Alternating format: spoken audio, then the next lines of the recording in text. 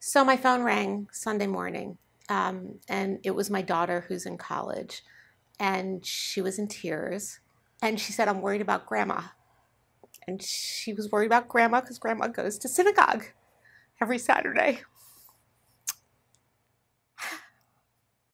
And I guess I could have comforted her by saying, well, grandma's synagogue has armed guards there, though I am somewhat doubtful, despite what the president had to say, that armed guards would be very effective in these circumstances. But I told her the truth because she's 21, which is that I didn't have any words to tell her. I just feel so bereft, thinking that that's how she's experiencing the world and that that it's rational.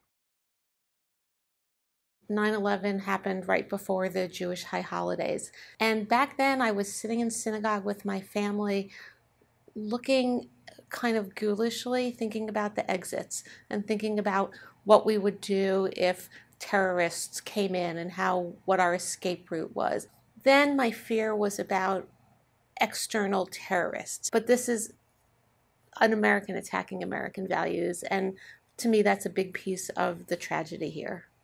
It appears from the accused shooter's social media rantings that it wasn't simply that he hated Jews, it was that he hated Jewish values, and the particular Jewish value that he hated was the value of caring for refugees. And he was particularly incensed at HIAS, which was originally the Hebrew Immigrant Aid Society. It was started actually to help immigrant Jews, to help people like my grandparents and great-grandparents who were fleeing the pogroms of Russia and Eastern Europe.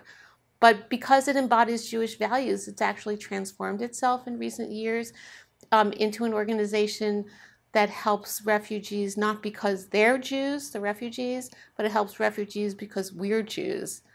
And that's what we do. And I have to say, I thought that's what Americans did until this administration.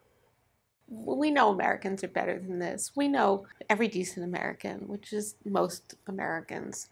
And I'm going to include Trump supporters. They don't want to see people murdered in schools or churches or synagogues. And I guess what I would hope is that we all stop and recognize that extreme language and extreme rhetoric and inciting hatred and violence is poisoning our culture.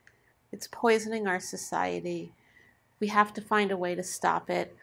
I wish I believed that the president had it in his heart and his soul to rise above his own nature and his own instincts to stop this. And